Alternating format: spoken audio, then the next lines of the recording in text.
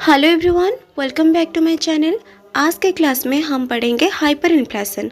Inflation के बारे में हम ऑलरेडी प्रीवियस वीडियो में डिस्कस कर चुके हैं।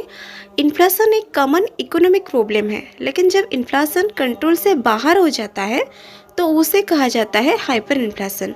आज हम डिटेल्स में पढ़ेंगे व्हाट इज़ इन्फ्लेशन, इसका नेचर, इसका causes and impact of hyperinflation. Okay, so without any delay let's start today's video.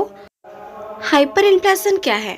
Hyperinflation is an extreme and uncontrolled form of inflation in which prices rise at a very rapid rate, often on a daily or weekly basis.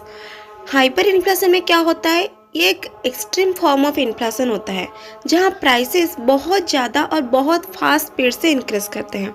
In this situation, money loses its value drastically and purchasing power falls sharply.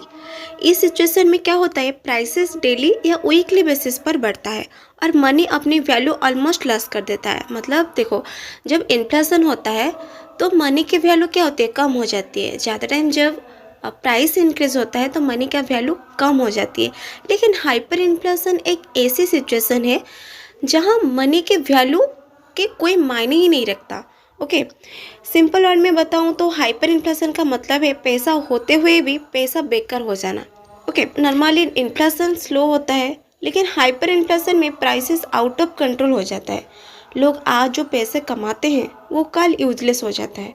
इसीलिए people try करते हैं पैसा hold करने के बजाय जल्दी से जल्दी स्पेंड करने का। इससे क्या होता है, इन्फ्लेशन और भी ज़्यादा बढ़ जाता है। Then nature of hyper inflation, prices increase very fast and unpredictably. मतलब प्राइसेस बहुत तेज़ी से बढ़ता है। Okay, the value of money declines almost completely. Money के वैल्यू जो है वो कम्प्लीटली लॉस हो जाता है। And people try to spend money immediately rather than save it. लोग आज जो पैसा कमाते हैं वो कल यूजलेस हो जाता है। तो इससे क्या होता है, लोग आज जो कमाते हैं उसको आज खर्च करने के लिए प्रेफर करते हैं। Then inflation feeds on itself and becomes difficult to control. देखो, मनी की वैल्यू जब कम हो जाती है तो लोगों सेव नहीं करते हैं, वो स्पेंड करने के लिए प्रेफर करते हैं। जब लोगों की स्पेंडिंग राइज होती है तो मनी की वैल्यू क्या होती है, कम हो जाती है। प्राइस राइज होती है और भी ज़्यादा राइज होती है। तो इससे क्या होता है, इन्फ्लेशन को कंट्रोल करना मुश्किल हो जाता है। Okay, then causes of inflation, inflation के कारण। Excessive money supply. When the government prints large amount of currency without economic backing, money supply increase rapidly. देखो, जब गवर्नमेंट अपने एक्सपेंसेस को कवर करने के लिए बिना लिमिट के करेंसी प्रिंट करता है तो मार्केट में पैसा बहुत ज़्यादा हो जाता है। तो इससे क्या होता है, इन्फ्लेशन सी सिचुएशन जब कंट्रोल नहीं होता है तो हाइपर इन्फ्लेशन की सिचुएशन अराइज होता है। मतलब ज़्यादा मनी सप्लाई, ज़्यादा डिमांड बढ़ता है, इससे प्राइस और भी ज़्यादा बढ़ता है, जबकि हाइपर इन्फ्लेशन का सिचुएशन आता है। देखो, excess money in circulation leads to extremely high inflation.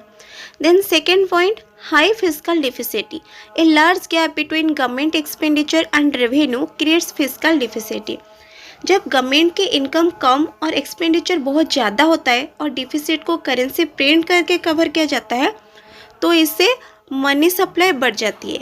If the government finances this deficit by printing money, hyper inflation में ऑकर। तो इससे क्या होता है, हाइपर इन्फ्लेशन का रिस्क बढ़ जाता है। Then next point, fall in production. A sharp decline in production due to war, natural disaster, political instability और economic collapse reduces the supply of goods. Limited supply combined with continued demand result in rapid price increases. देखो, जब किसी country में वार, natural disaster, political instability या economic crisis जैसा situation आ जाता है तो फैक्ट्रीज और इंडस्ट्री प्रॉपर्ली काम नहीं कर पाते, जिससे गुड्स का प्रोडक्शन कम हो जाता है। अब क्या होता है, मार्केट में सामान की सप्लाई कम हो जाती है, लेकिन लोगों की डिमांड उतनी ही रहती है या कभी कभी और बढ़ जाता है। जब लिमिटेड सप्लाई और कंटिन्यूस डिमांड एक साथ होता है तो प्राइसेस रैपिडली इंक्रीज करने लगते हैं। देखो, चीज़ों कम है और ख़रीदने वाले ज़्यादा है तो दुकान वाले क्या करेंगे, दाम बढ़ा देते हैं। इसी तरह प्रोडक्शन में शार्प डिक्लाइन इन्फ्लेशन को और सीरियस बढ़ा देता है और एक्सट्रीम केस में हाइपर इन्फ्लेशन तक पहुंच जाता है। Okay. In number 4, loss of confidence in currency. When people lose trust in the domestic currency, they stop holding money and rush to buy goods or foreign currency. This increases demand and weakens the currency further, leading to hyperinflation. देखो, जब लोगों अपनी country के currency पर trust खोना शुरू कर देते हैं तो वो पैसा अपने पास रखना बंद कर देते हैं। तो क्या करते हैं, लोग जल्दी से गुड्स खरीदने लगते हैं या फॉरेन करेंसी लेने लगते हैं। इससे डिमांड बढ़ जाती है और डोमेस्टिक करेंसी वीक हो जाती है एंड करेंसी वीक होने से प्राइसेस और ज़्यादा बढ़ता है। इसी तरह करेंसी के जब ट्रस्ट कम होने से इन्फ्लेशन और सीरियस हो सकता है और एक्सट्रीम केस में हाइपर इन्फ्लेशन तक पहुंच सकता है। ओके, देन हम पढ़ेंगे cost and effect of hyperinflation. So first point, collapse of purchasing power. Money becomes almost worthless and people are unable to afford even basic necessity. देखो, hyper inflation में money almost worthless हो जाता है। पैसा होने के बावजूद भी लोग बेसिक नेसेसिटी जैसे food, medicine, daily items afford नहीं कर पाते। मतलब पैसा है लेकिन उसके खरीदने की शक्ति खत्म हो जाती है। Second, breakdown of saving. Saving accumulated over a lifetime lost their real value.